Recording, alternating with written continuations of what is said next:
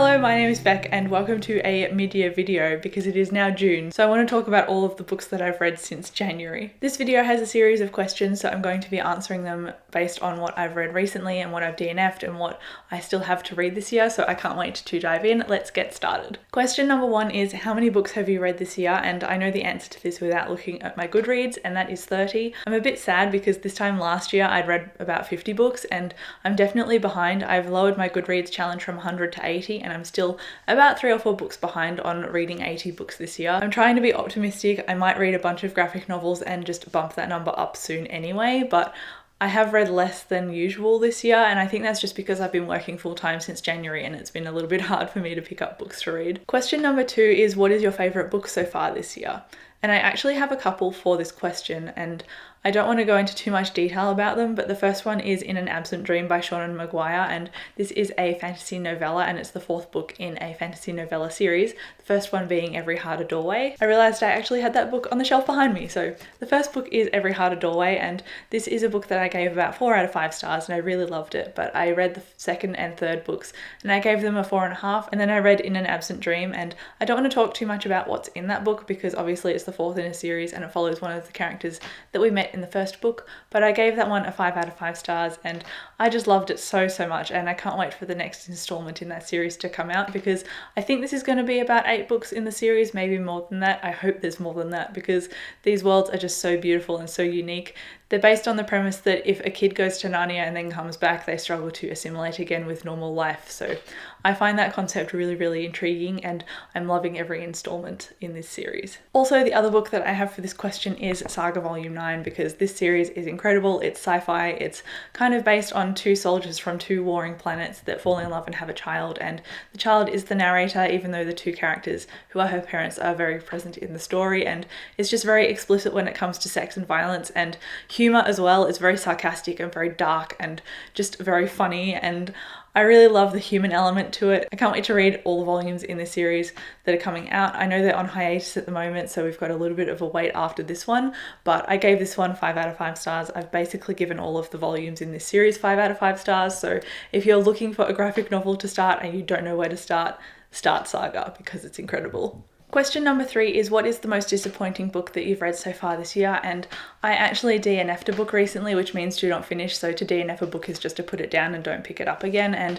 that is Tower Lord by Anthony Ryan. I started this on audiobook and I got about 21% through it. I don't know how many chapters that is, but it's a significant chunk, and I just wanted it to be a bit more and a bit different because the first book, Blood Song, actually follows one character and this followed a bunch of characters, and the voice didn't really change depending on which character you are following, and I found it very hard to keep track of, and I just wasn't really that interested in what was going on. So unfortunately I just couldn't connect with this one. I wanted to like it, but I just couldn't. It was a bit of a miss for me. So instead of wasting my time on a 24-hour audiobook, I just put it down instead. So that is my first DNF of the year. It's probably not my first DNF of the year. I think that was The Curious Incident of the Dog in the Nighttime, but it's one of the rare books that I DNF'd, so.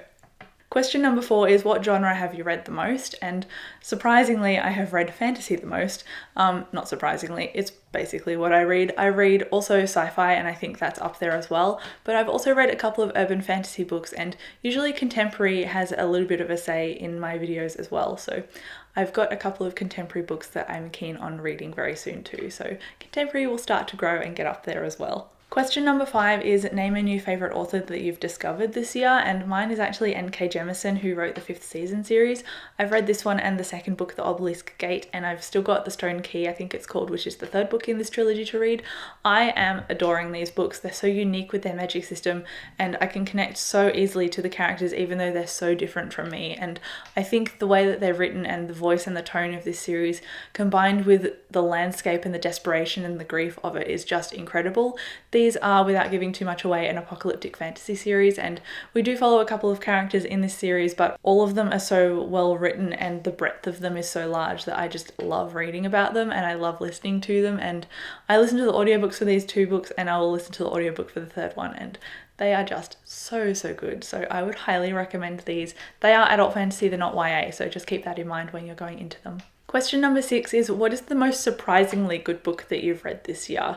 And I actually don't have a physical copy of this, but I read it during the Ours Magical Readathon, which was in April, and it is Sadie by Courtney Summers, and this is a young adult contemporary, again a genre that I don't usually pick up from, but I heard that Sadie was incredible as an audiobook, and my expectations were pretty much met when I read that as an audiobook, because it follows Sadie as a main character, but it also has a podcast element to it that really comes to life when you're listening to the audiobook of it. And Sadie is investigating the murder of her sister, and she believes she knows who the murderer is, and so she's going to track him down.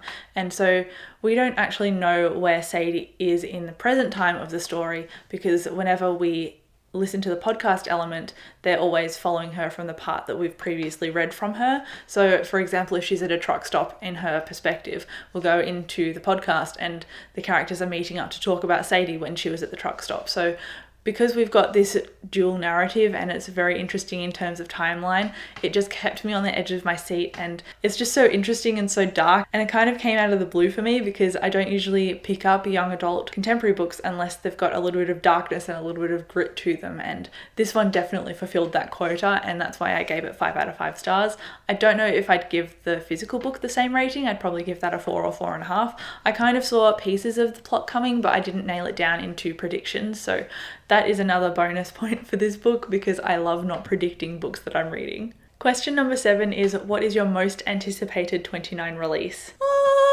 Definitely Dark Dawn and Queenslayer. These are 2 of my all-time favourite authors, and I'm so lucky that both of them published a book this year. They're both pretty consistent with bringing out their books as well, which I'm really happy about, and another author that is very consistent with his releases, I'm sure you guessed it, but Brandon Sanderson is coming out with a new book in December called Starsight, and it's the sequel to Skyward, so I'm really looking forward to reading that one this year as well, but I do have a bit of a wait, so I'm lucky that these 2 come out earlier. This one came out in May and Dark Dawn comes out in September, so there's a bit of a wait between books, and I'm just lucky that I got Dark Dawn so early. Oh yeah, another book that I forgot to mention that is one of my anticipated releases this year is the next book in the Red Rising series, which is Dark Age by Pierce Brown, and I also have another one called Deviate by Jay Kristoff, and that's coming out in June, I think, so it's coming out very soon and I'm quite excited. So a lot of books in the genres that I love reading are coming out this year, and as a bonus point, they're all coming out by some of my favourite authors. Question number 8 is, what is your next big priority for your reading? And it's not necessarily a priority, it's more of a goal,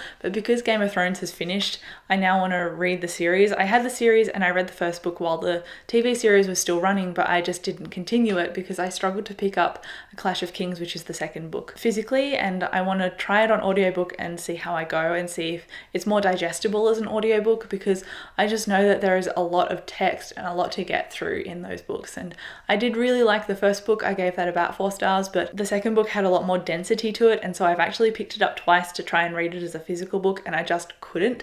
So I do want to try and get through the second book in the Song of Ice and Fire series this year.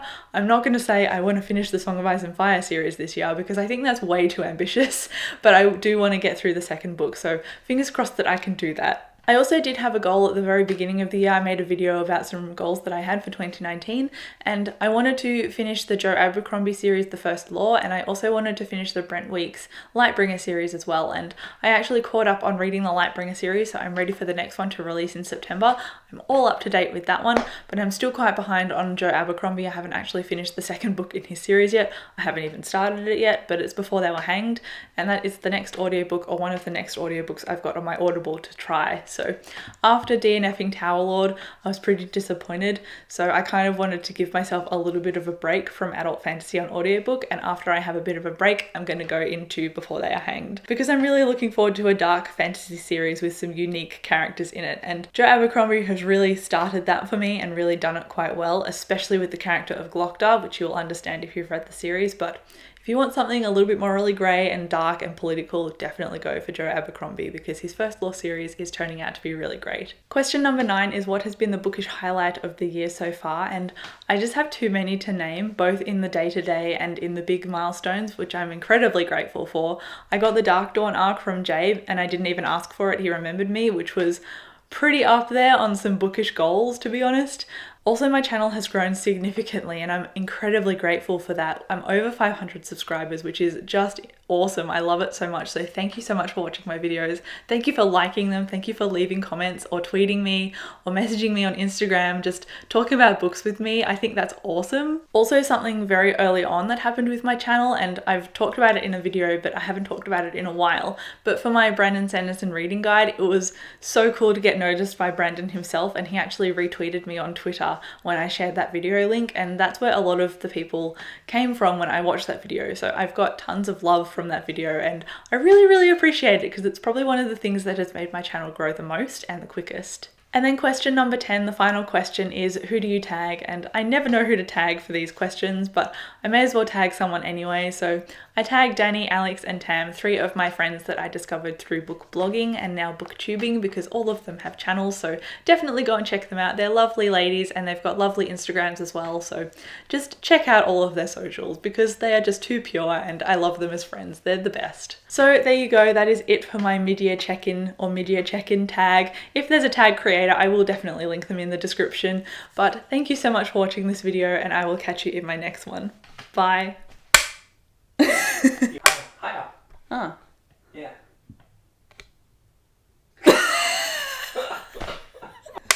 Oh no. Like up. That's It so goes all the way up. Yeah, that's it. Ah, okay. That felt so dissatisfying.